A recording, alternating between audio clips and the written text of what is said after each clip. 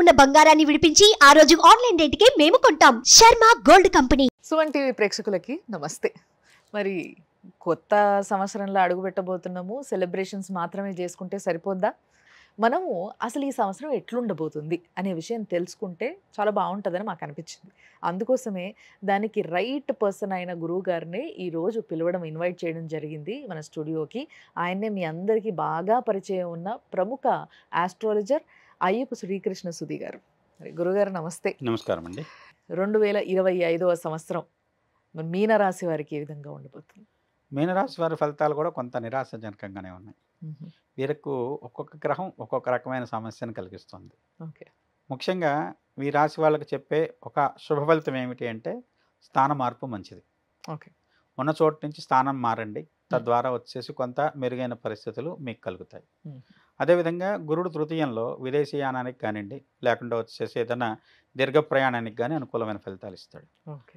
ఆ తర్వాత వీళ్ళకి రాహు మే వరకు మీ రాశిలో, తర్వాత వ్యయ రాశిలో, అలానే శని మార్చ్ 29 నుంచి మీ రాశిలో సంచారం చేస్తున్నాడు.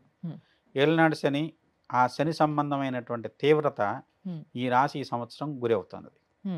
తద్వారా ఏంటంటే శని వీళ్ళకి కొంత మరీ తీవ్రమైన సమస్యలు ఇవ్వచ్చు, అనారోగ్య రీత్యాను.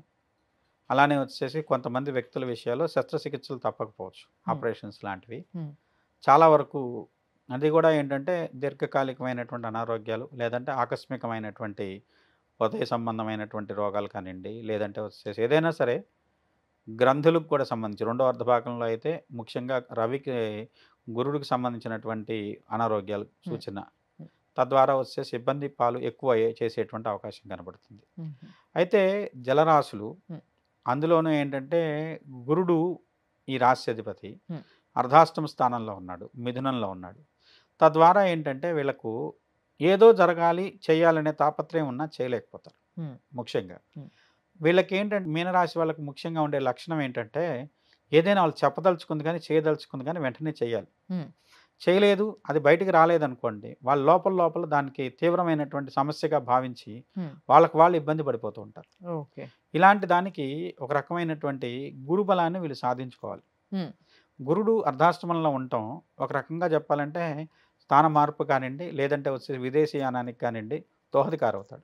బై హుక్ ఆర్ కుక్ ఫోర్స్ఫుల్గా అయినా తీసుకెళ్తాడంటాం వేరే చోటికి, లేదా తాత్కాలికంగానే వెండాల్సిన పరిస్థితులు ఏర్పడతాయి. అలాంటి పరిస్థితులకు గురుడు కారణం అవుతాడు. అలాంటివి ఏమైనా జరిగితే వీళ్ళకి మంచి జరిగింది అనుకోవాలి. లేదంటే ఉన్న చోటే ఉంటే నలుగురిలోనూ అవమానాలు, చిక్కులు, ఆర్థిక పరమైనటువంటి ఇబ్బందులు. అలానే వచ్చేసి రాహు వల్ల ఉండేటువంటి వ్యయస్థానంలో రాహు ఉన్నాడు. ఇప్పుడు ఏదో తనకు అవసరం లేని ఖర్చులు ఉంటాయి. అంటే ఎవరో ఒకళ్ళు వచ్చారు, వాళ్ళు ఏదో వచ్చేసి మొహమాట పెట్టో, లేదంటే కాదండి మిమ్మల్ని నమ్ముకొని వచ్చామండి ఇలా చెప్పో, వీళ్ళ దగ్గర నుంచి దొంగ మాటలు చెప్పి, మాయ మాటలు చెప్పి డబ్బులు తీసుకెళ్తారు. అవి మళ్ళీ వచ్చేవి కాదు. అలాంటి వాళ్ళ వ్యక్తుల విషయంలో జాగ్రత్తగా ఉండాలి. ముఖ్యంగా వచ్చేసి ఆర్థికంగానే వీళ్ళకు రూపాయి ఇస్తే 10 రూపాయలు పోతుంది. అలానే వచ్చేసి వీళ్ళకు శని యొక్క ప్రాబల్యం తీవ్రంగా ఉన్న కారణం చేత వీళ్ళు మంచి మాట్లాడినా, నలుగురికి మంచి చెప్పినా, వీళ్ళు చేసిన సహాయాన్ని పక్కన పెట్టి వీళ్ళని ఎదురు నిందించేటువంటి పరిస్థితుల్లో ఉంటారు ఆ వ్యక్తులు.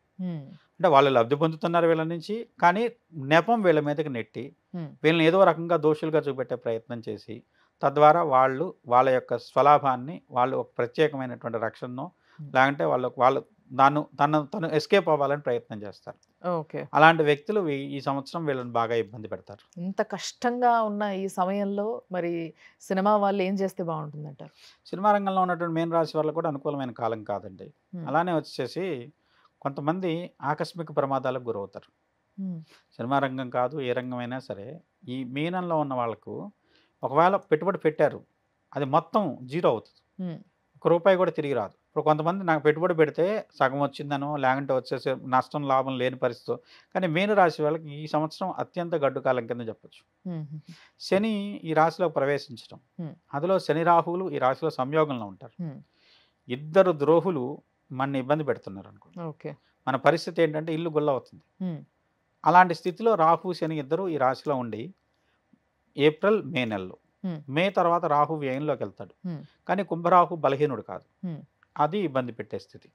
కాబట్టి కుంభరాహు కూడా వీళ్ళని వ్యయంలో ఉండి కూడా ఇబ్బంది పెడతాడు. తర్వాత కుజస్తంభన, వీళ్ళకు ధనస్థానాధిపతి భాగ్యాధిపతి స్తంభించి ఉన్నాడు జూన్ వరకు. ఆ కుజస్తంభన ఎప్పుడైతే జూన్ తర్వాత మూవ్ అయినా 6th వెళ్తాడు. ఒక నెలన్నర ఉంటాడు అక్కడ, మంచిది. మళ్ళీ 7th, 8th మంచిది కాదు. అంటే సెప్టెంబర్, అక్టోబర్ నెలలు కూడా ఇబ్బంది పెడతాయి. నవంబర్ తర్వాత మళ్ళీ గురుడు మళ్ళీ 5th వెళ్తాడు. ఏదైనా సంవత్సరం చివరిలో అమ్మయ్య అని ఊపిరి పీల్చుకునే పరిస్థితులు నవంబర్, డిసెంబర్ నెలల్లో ఉంటాయని చెప్పచ్చు. అప్పటి వరకు మాత్రం ఇబ్బంది, పూర్తి స్థాయిలో ఇబ్బంది. ముఖ్యంగా వీళ్ళకు నా ప్రత్యేకమైన సలహా ఏంటంటే పూర్తి నవగ్రహ శాంతి, అలానే శనికి శాంతి, అలానే వచ్చేసి గురుడికి ప్రత్యేకమైనటువంటి పరిస్థితుల్లో మహామృత్యుంజయ సంబంధమైన అమృత పాశుపతంతో కూడుకున్నటువంటి రుద్రాభిషేకం, హవనం చేయించుకోండి. ఎందుకంటే ఏ దిక్కు లేని వాళ్ళకి దేవుడే దిక్కు. కాబట్టి ఇప్పుడు దైవ సంబంధమైనటువంటి ఆరాధన కానీ అవసరం కానీ మీనరాశి వాళ్ళకు అత్యంత ఆవశ్యకం.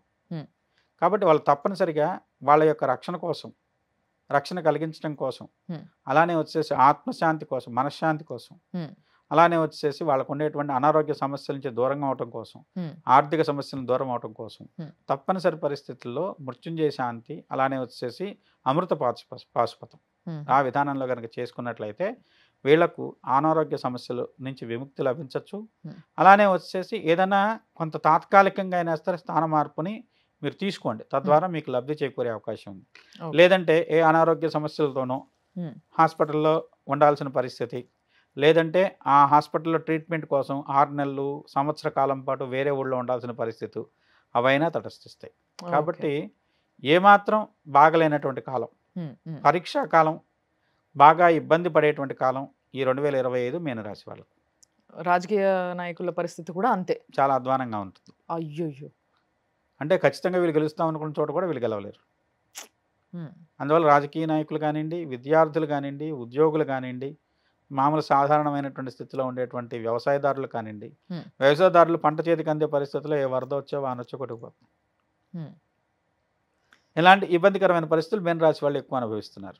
ఓకే, సో చాలా గడ్డు కాలం ఉంది అని చెప్తున్నారు. కాబట్టి అలాంటి కాలాన్ని కొంచెం ధైర్యంతో దాటాల్సిన అవసరం ఉంది. కాబట్టి మీకు ధైర్యం చాలా అవసరం. చాలా ధైర్యంగా ఉండండి. దానికి సంబంధించిన ఏ పూజ చేసుకుంటే బాగుంటుంది అంటారు గురువు? మృత్యుంజయం, అమృత పాశుపతం, అది ముఖ్యంగా. సో ఇలాంటి పూజలు ఏవైతే ఉన్నాయో వీటన్నిటి గురించి ఇంకొన్ని డీటెయిల్స్ తెలుసుకోవాలనుకున్నా కూడా కింద నంబర్లు కనిపిస్తూ ఉంటాయి, మీరు ఫోన్ చేసి కనుక్కోవచ్చు. లేదా మీరు ఎక్కడైనా వేరే దగ్గర మీకు తెలిసిన గురువు గారు ఎవరైనా ఉన్నా కూడా మీరు కనుక్కొని మీరు ఈ పూజలు చేయించుకుంటే కొంచెం మనశ్శాంతి, కొంచెం బాగుంటుంది అని చెప్పారు. కాబట్టి ఈ సంవత్సరం ఎండింగ్ వరకు కూడా కొంచెం వెయిట్ చేయండి. చూస్తూనే ఉండండి సుమన్ టీవీ. థ్యాంక్ యూ గురువు గారు.